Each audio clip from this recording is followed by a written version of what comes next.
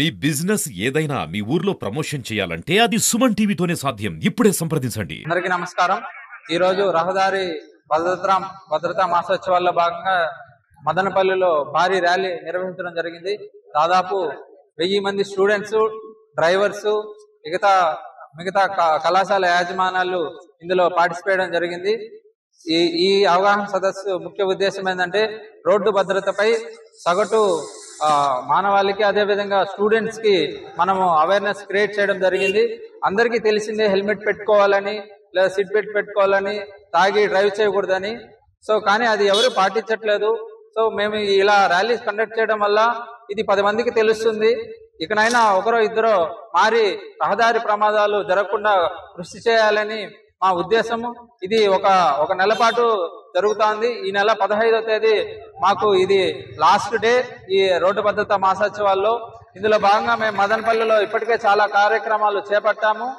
మొదటగా I camp జరిపించడం జరిగింది. తర్వాత అనేక కళాశాలల్లో అవగాహన సదస్సులు నిర్వహించడం జరిగింది. ఈ రోజు ఇక్కడ ర్యాలీ చేశాము.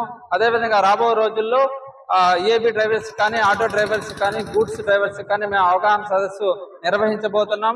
దీనికి మీడియా అదేవిధంగా ప్రజలందరూ మాకు సహకరించి మీరు ఈ అవగాహనలో భాగమయ్యి ప్రతి ఒక్కరికి తెలియజేయాలని, మీ ఇంట్లో ఉన్న కుటుంబ సభ్యులకు తెలియజేయాలని మేము కోరుతున్నాము.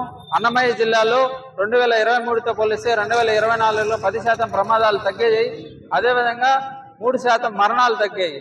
దీనిని ఇంకా మరింత తగ్గించే విధంగా అందరూ పోలీస్ శాఖ, రవాణా శాఖ కలిపి మేము అనేక చర్యలు తీసుకుంటున్నాము. ఈ రోడ్డు భద్రతా మాసోత్సవాలు అయిపోగానే మేము విస్తృతంగా తనిఖీలు చేపట్టబోతున్నాము. అంటే మేము అవగాహన క్రియేట్ చేయడమే కాదు, ఇంకా కఠినంగా కూడా వ్యవహరించాలని మా శాఖ నిర్ణయించుకున్నాము. కాబట్టి అందరూ హెల్మెట్ ధరించాలి, ఇతర రోడ్డు భద్రతా నియమాలు పాటించాలని మేము కోరుతున్నాము. అందరికీ నమస్కారం. ఈ రోజు మదనపల్లిలో ఈ కార్యక్రమాన్ని ఎందుకు ఏర్పాటు చేశామనేది మీకు అందరికీ తెలిసిందే.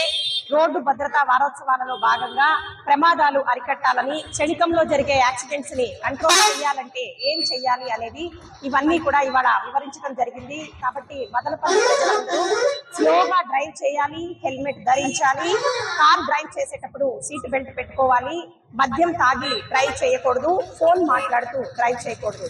కాబట్టి జన జాగృతి సమాజ సేవా సంస్థ ఫౌండర్ అండ్ ప్రెసిడెంట్ గా, ఒక న్యాయవాదిగా, ఒక సామాజిక వేత్తగా నేను నా బాధ్యతని ఇవాళ ఈ రూపంలో అందరికీ తెలియచేయాలని ఇలా చేయడం జరిగింది. Thank you. అందరికీ నమస్కారం.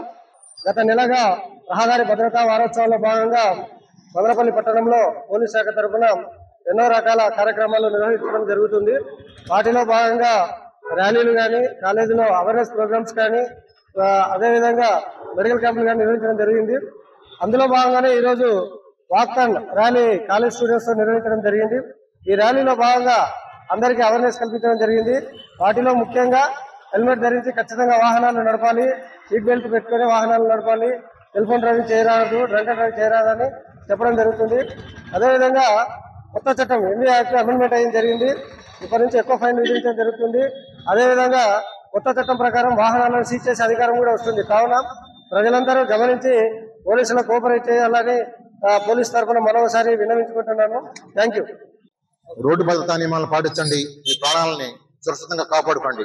ఇట్లు ఆర్టీఓ మదనపల్లి.